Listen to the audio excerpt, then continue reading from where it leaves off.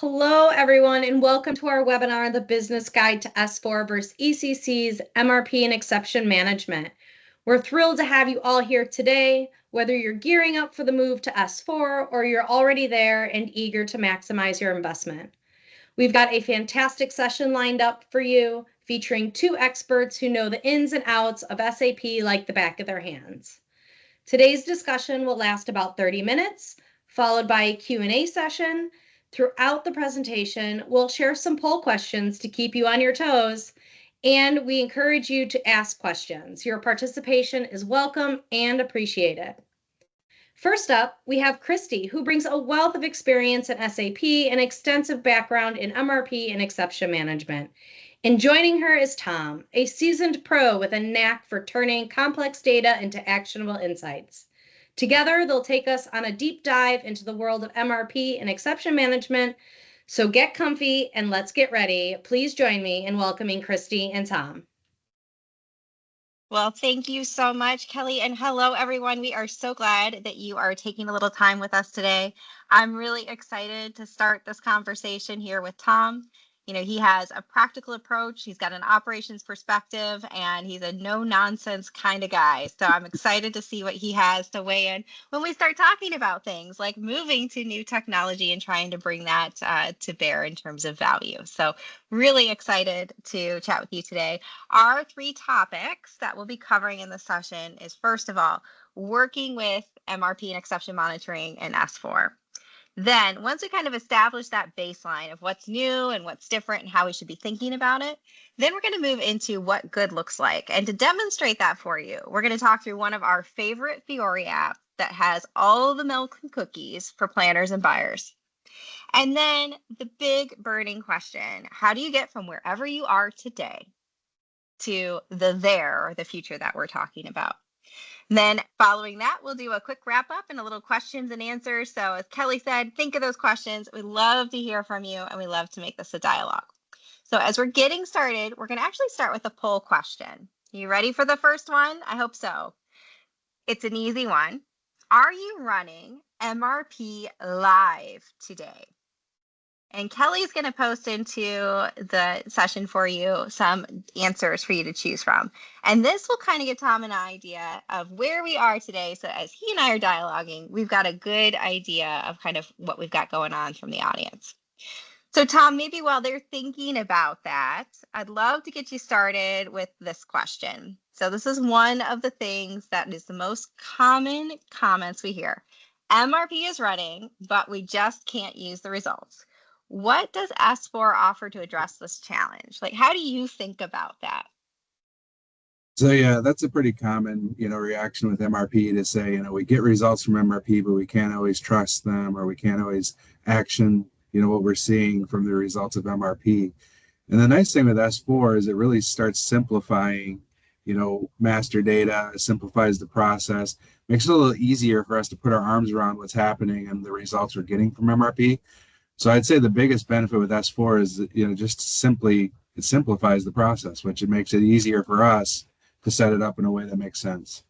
That way we can action MRP and understand the results a lot better, because it's not just about actioning MRP, but it's understanding the results of it and what it means to us and what we need to do with that information. Yeah, SAP's talking to us, but we have to start to really understand what it is that it's trying to say. Awesome. Right. And it's definitely a rules-based system. So MRP is very rules-based. So S4 makes it easier and simpler to put those rules in place to get the results we want out of MRP. Great. Thank you. All right, do you want to know what our poll came back with? Yes, please. All right, so we had 33% and 33% for these first two. Yes, we get plans for replenishment as well as exception messages. That makes sense. And then another 30% yes, but the results aren't yet usable or require a lot of manual intervention. 11% came back with we run a combination of Classic MRP and MRP Live. And 22% we are not running MRP Live. Well, thank you very much. That definitely gives us a better feel for kind of where we're starting from today. So we'll try to tailor our messages accordingly. But that struggle is real with trying to get to a place where you have a good replenishment plan coming out of MRP that you feel like you can go forward and use. So we'll try to give you some suggestions today for maybe how to make that a little bit easier. So I'm glad we're looking at this, Christy, because I think probably a place to start is, what is MRP Live? And for people that are used to exception messages, what happens to my MRP list with MRP Live? So glad to see this is the first screen up here. Oh, that's such a good question. I think that's probably a little bit of the question and the pain, particularly around that MRP list. But I'll just start with this. I hope it made everyone chuckle a little bit. You hear MRP Live and you think, oh, it's alive. But the fact of the matter is, this is still something that we are scheduling to run. It's when we say live, we're talking about the simplification in the way that is actually going through the process of producing the results. But it doesn't mean that MRP is running in the background the second that you do something in SAP. But more than likely, if you're running MRP Live, you're starting to think about running that multiple times a day to start to get those results. But here's some of the things that do come up. First of all, I'll address the sad news first for some of us. There are no more MRP lists. So if you're running MRP Live for the materials that are able to successfully execute through MRP Live, we are no longer relying on an MRP list. In fact, MRP lists are going to go away. And right now, that end of use licensing looks like it is going to happen in 2027. So this is really important to kind of have in the back of your mind. For those of us who are used to running MRP, checking through those results and then comparing them throughout the day to what we're seeing in the stock requirements list, we will need to start working in the stock requirements list as our primary location going forward. And, a lot of the reasons for using the MRP list was the advantage of having that processing indicator. So if I am addressing the new stuff that has happened between the last time MRP was reviewed and today in this moment, then it is nice to be able to use that processing indicator to quickly go through and clear the things that I have looked at. I'm not going to necessarily action every single exception messages every time, especially as I'm working on trying to get good quality and good signal out of those. So it was nice to have the processing indicator. So we're going to have to shift our way of thinking now and move away from that and start to work more within the stock requirements list and start to rely a little bit more on other kind of exception monitoring and management throughout SAP to help us with these things. But here's some of the good things. There's a mass simplification here. So instead of having to go through and do all of the various settings, now we can work with the simplified master data set where those business rules become so much more important because that's actually governing how MRP is going to run and what kind of results it's going to produce. It also goof proofs some of the things that maybe you've experienced having trouble with in the past, like cross-plant planning. So when we go in and we're able to execute on a material, the system will automatically evaluate for us the order in which we need to go through that planning. And that is all based on, again, the quality and the robustness of the master data that we've maintained. And we have a lot more flexibility. So rather than having 3 distinct MRP transactions like we have in Classic MRP in order to produce those runs and results, now we have just one stop shopping in terms of how we want to set that run up. Also note that Classic MRP can be run in conjunction with MRP Live. So we have the option to be able to force some materials through Classic MRP. And also if it can't be run through MRP Live for whatever reason, then the next default position is to try to run through Classic MRP. So we do still get that protection of if for whatever reason we don't meet an eligibility requirement for processing through MRP Live, we still will get an MRP run at the end of it. And then last but not least, certainly is that as you are working to moving into PPDS, you're starting to look at your alerts, maybe through that solution. What you're going to see in MRP Live in terms of your raw materials and components, anything that you're not actually working actively through the PPDS heuristics or optimizer, you will still be able to use this in conjunction with. So you've got that compatibility to be able to manage through both solutions. So that's really good stuff that will help us going forward. And ultimately, the nice thing here is that we are able to execute runs much more quickly with more flexibility so that we can get more rapid response throughout the day, all contingent on our ability to consume that information at the rate that we're producing it. So that becomes really important as we go forward. Now, Tom, before we go forward, I would love it if you could kind of give us a story from the trenches, maybe, something that you have seen or thought about. What does good look like when exceptions are starting to make sense and you can make use of the supply plans that MRP is generating? Yeah, good, Christy. First thing I want to point out is I think you need to coin the term goof-proof planning because I think maybe that could be a good one there. So what good looks like. So typically, what good would look like is when the MRP run comes and I'm as a planner and I have a proposal, I can just action that proposal. So we want to eliminate those manual touch points where I have to go in and change a date or change a quantity or something that I'm manually changing on a, say a planned order before I would change it to a production order. When we action our exception messages, we truly want those to be exceptions. We want those to be only the things that need attention and they're exceptions for whatever reason. We don't want to have our standard everyday practice to be going in and making these adjustments. So one example I had just last week working with a client was they had an overdue production order. And when I asked them, why is this sitting in the past overdue? Oh, well, we have to do 2 skid minimum on that. And that's only enough for 1 skid. So right now we can't run it and I'm waiting for more demand.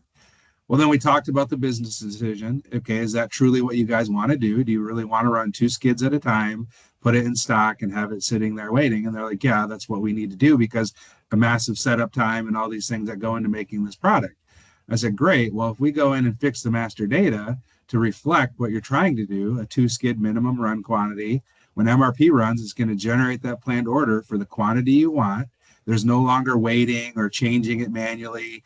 MRP gives you the result that you want and you can execute against that result. So what we really want to see is when MRP runs and we see that result, we can execute against that result without those manual interventions. To me, that's what good looks like with MRP run. That's awesome. Yeah. And I think, you start to understand the language that MRP is speaking to you, that all of a sudden things get much, much easier and we can really start to trust the system. That was a great example.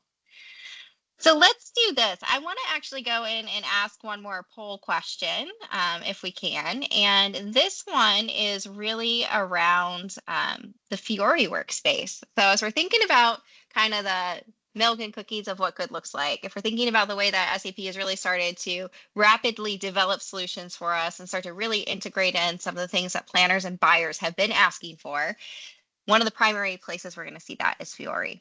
So I'd love for you to answer that question around kind of how your organization is using FIORI. And what we're going to do in this little section here is we're going to talk about material coverage. And we want to use this example to illustrate what can happen when things are going well. So what is the promise or the potential of the future? And so let's go in and start to take a look at that. And as we do that, I'm going to put Tom back on the spot here again and ask him what's so great about FIORI, Tom? Like why should we care about that? Well, I think that is something we hear a lot, what's so great about FIORI because, people are used to the GUI side of SAP. So what's so great about FIORI? I think when we're talking about exception management in general, or MRP results, FIORI, obviously we're looking at an image here of some FIORI tiles. The nice thing about FIORI is it allows us to organize our workspace a lot better to what's important to us. So meaning we can put a tile in that goes right to the exception messages that are key and we want to look at first. We can have analytics and data at our fingertips. It just allows us to have everything at our fingertips at a click of a button to prioritize the data into smaller chunks to make it easier to get through our workday. But this also allows us to say what's important to me, and those are the things I'm going to click in first and look at first. So it just allows us to customize it into manageable chunks that make sense to our business needs to make our days and our processes much easier. That's awesome. So Kelly, how do the poll results look? Do we have some responses on how people are using FIORI today? We do, and 62% of our audience is still using Classic GUI. And we have a tie at 19% for FIORI as our day-to-day workspace, and we use FIORI, but mainly for simple approvals or to pass through to more traditional transactions. Okay. So this definitely sounds like an area that we should talk about a little bit in order to kind of push this forward. As we're thinking about how this changes, some of the things that Tom was talking about that are so important is it's this notion that you've got things that are grouped together and you're getting messages, information that is pushed to you, and that's pretty cool. So thank you very much for responding to that poll, guys. Really appreciate it. Okay. So maybe next, I don't know, should I jump in and I'll explain a little bit about this app that I think illustrates the point of and the potential of what can happen.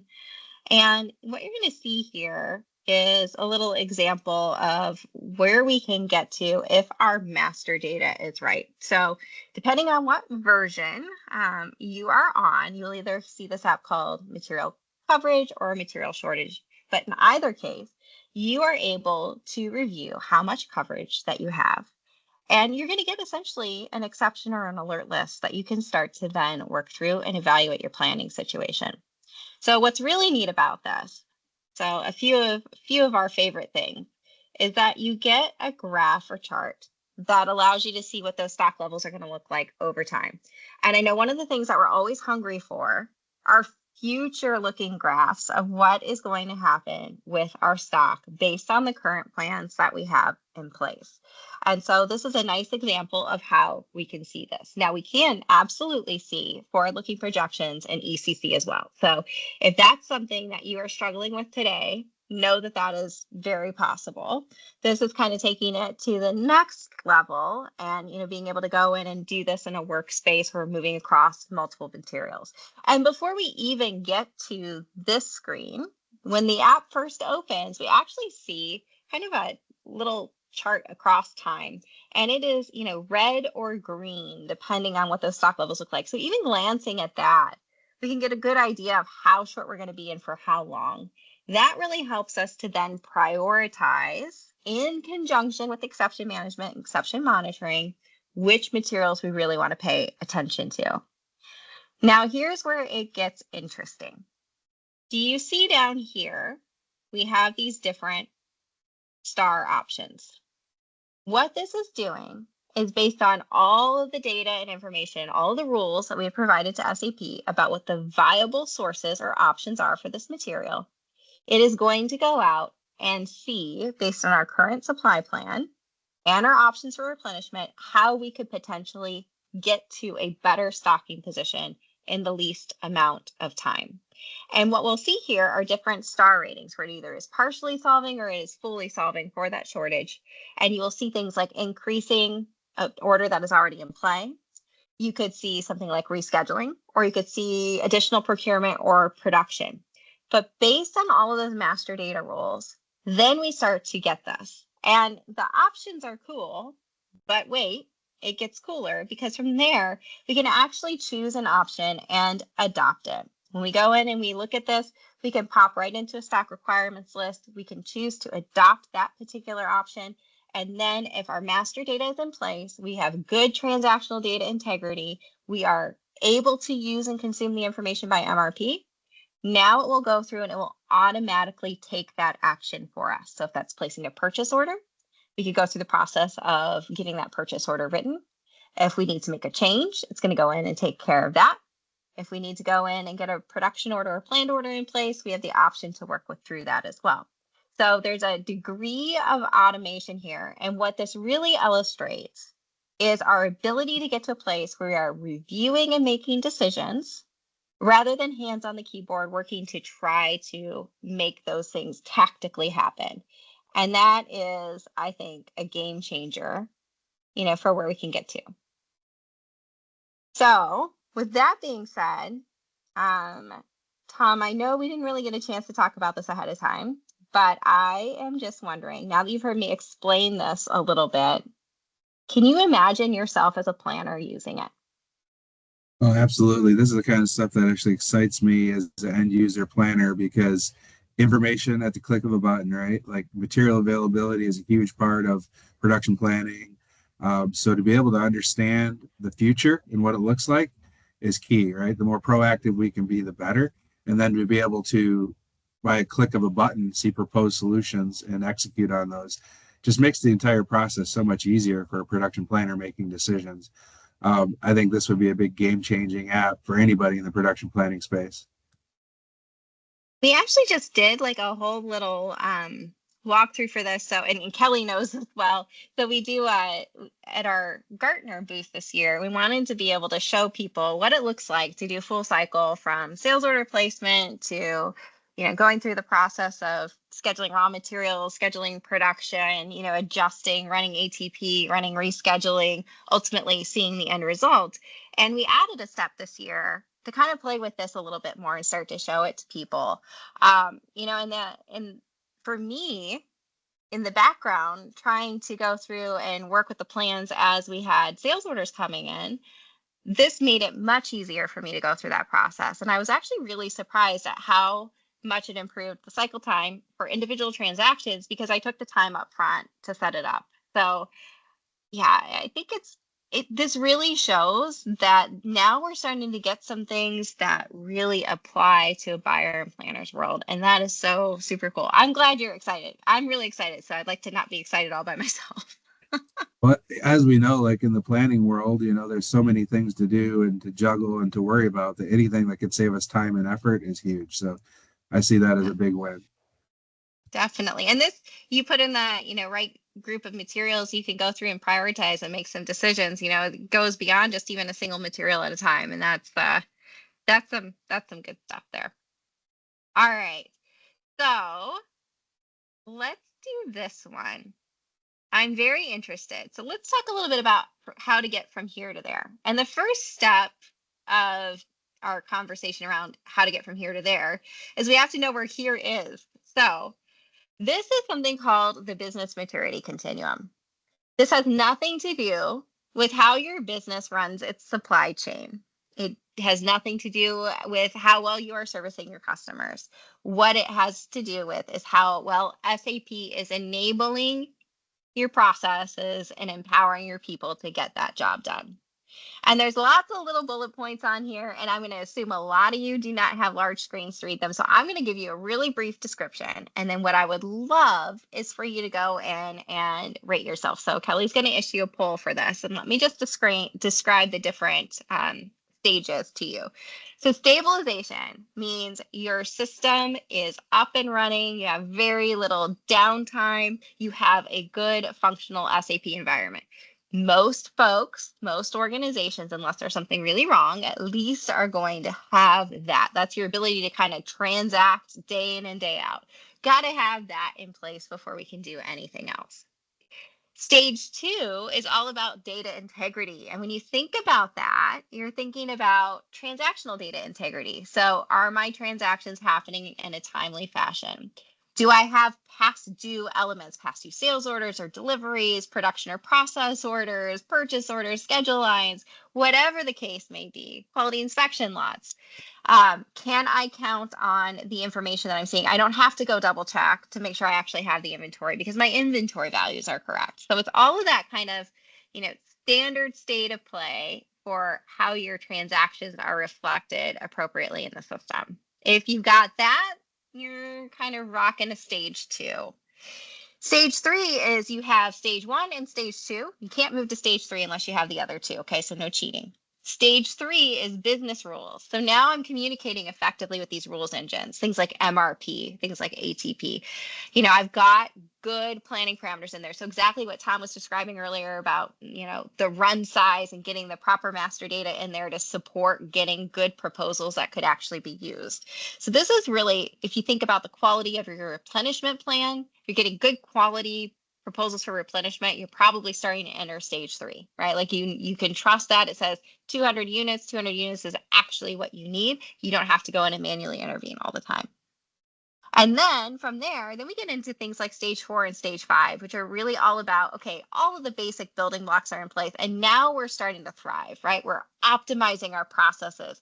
SAP is helping us to be able to gain additional business value. And we find ourselves iterating all the time, just kind of going through and collecting more optimization opportunities and then driving more business value from them. So I would be really curious if y'all would go in and rate yourselves. And while you're doing that, Tom, I would love it if you would share with the team, what is your like number one tip? I feel like this is a hard question. What is your number one tip for getting in the groove with MRP? You know, it's going to sound really boring and maybe cliche, but getting into a groove is just gets down to just doing it, right? So what that means to me is exception monitoring. So if I'm making a daily habit of exception monitoring and understanding the results of MRP, I can start troubleshooting and fixing master data, business processes.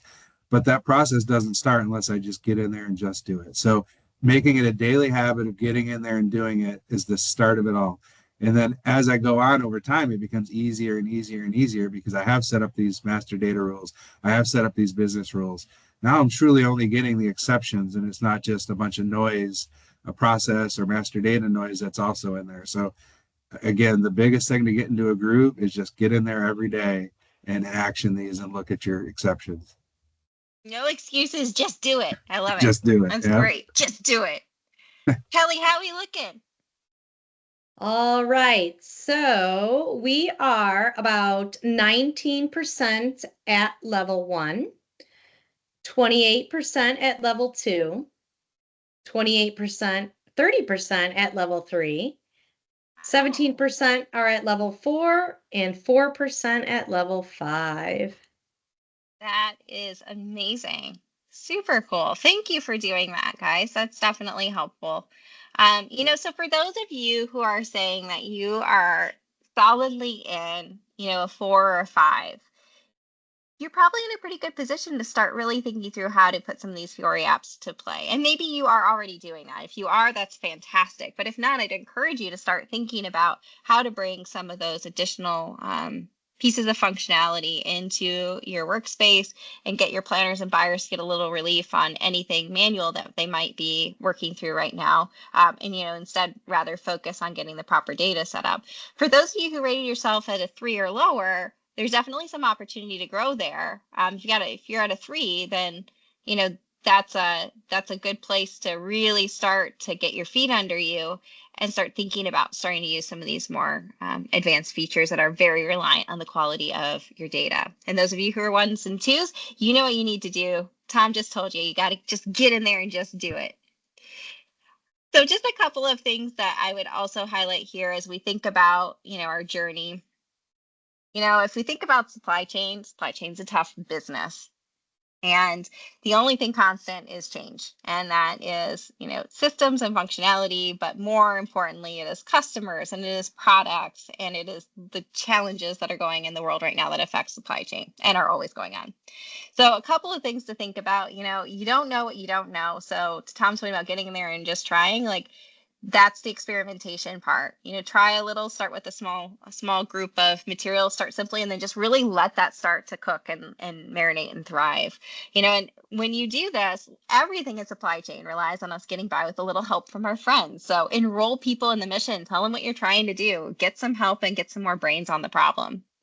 And then, that daily habit, Tom mentioned that as well. We want to make sure that the cadence is what is keeping the chaos at bay and keeping us all sane. So that helps us to move forward. And then as you're going, if you find your roadblocks, your stumbling blocks, things that are coming up routinely over and over, really working with any process breakdowns to be able to start to uncover and explore and then actually even address constraints in your process. And you may find a lot of those constraints are actually policy related. So those are good conversations to have.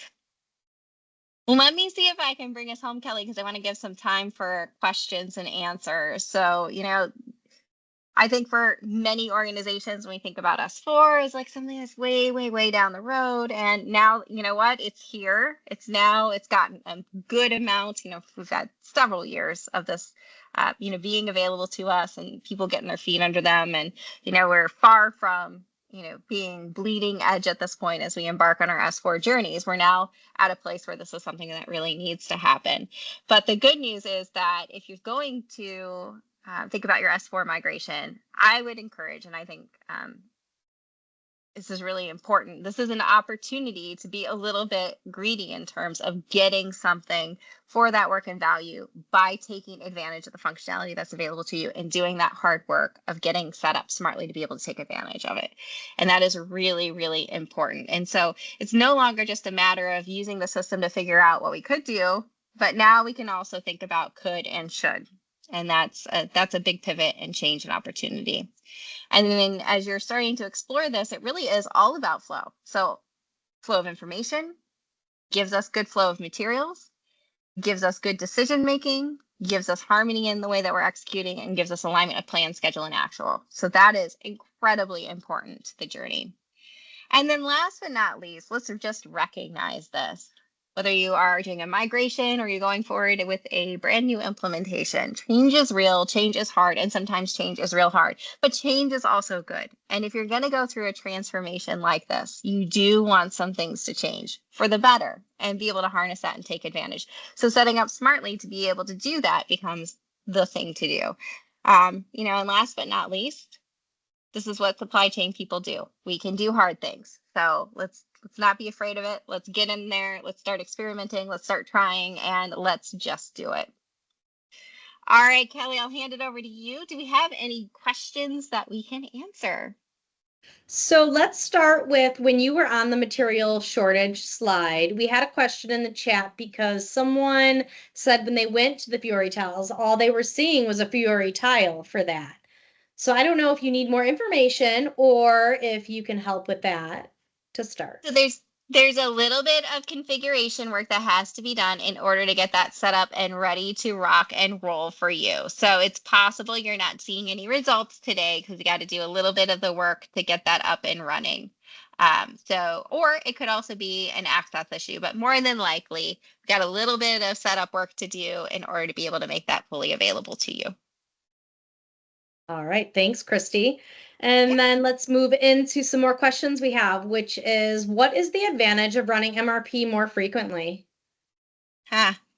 Tom, do you want to debate this one? Sure, no, but honestly, it's just to have the most up-to-date information, right? I mean, when we talk about MRP, especially now when you can do the multi-plant and MRP live MRP. So think about it, if you're manufacturing and distribution, you have all these channels and all these plants. Well, if I run MRP live, it goes across all my plants, and now I can see the updates everywhere instantly. So it's just about more real-time data to help you make decisions quicker and easier. Yeah, absolutely. And I think the Surgeon General's warning on that, guys, is that you got to be ready to consume that information. If you can't make use of it and it's just churning over and over, then all you're doing is a wrong thing faster. So that's the upfront work to get there. But Tom's absolutely right. Like, it's great if you can get to a place where you're ready to consume it. Thank you. And another one from our audience is, does MRP Live work with planning scenarios? Sadly, no.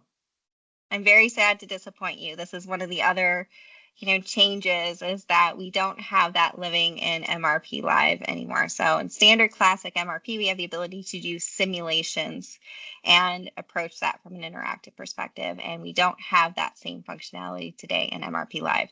There are other ways to accommodate that, though. So there's other advanced features that can come into play. So things like PMRP, which is predictive MRP, allows you to do all manner of simulations and scenarios. I think we featured that in a previous webinar, but that is a really cool tool. And that's the next level planning once you're comfortable with MRP Live, to really be able to go in and create those scenarios and simulations and see what the impact would be, and then try to run different things through.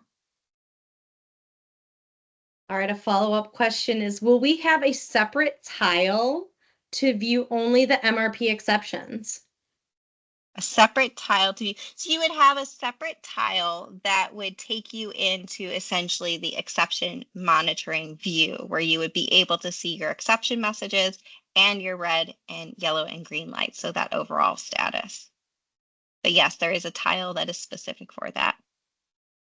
And then I think this will be our last question that I have. It says, how to reduce the planner work to look at all the materials on exception reports. I saw a tile for MRP exceptions, which looks very good, but it is post exercise of daily job of the planner on the MRP list. Is that right?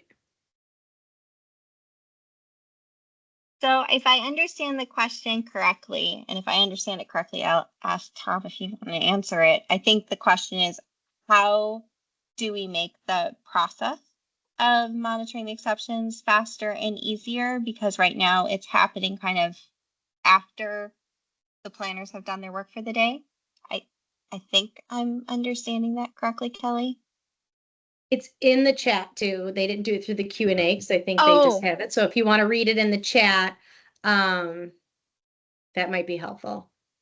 So Tyler, hopes exercise a daily job.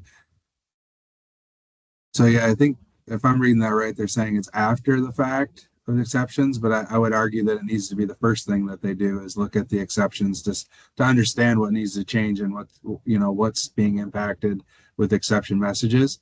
And then the rescheduling and replanning comes after that, because part of exception messages are the cues to reschedule and replan or those sort of things. Yeah. All right, we'll squeeze one more in, you guys.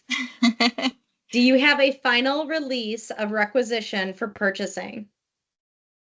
So you can have. So here's kind of our thought process. If you are going to use MRP generated requisitions, then the suggestion would be, if you need a release, is actually to put it on the purchase order before the purchase order is fully committed and ordered. You know, and that allows you to take advantage of some of the tactical automation that can help with the process while still maintaining the opportunity to do that release. So maybe consider placing that in a different location of your process. But yes, you can have a final release on a requisition and set requisitions up for release. All right, excuse me, that looks like that was the last question for today, but no, we are always available to answer any questions you have if you think of them later.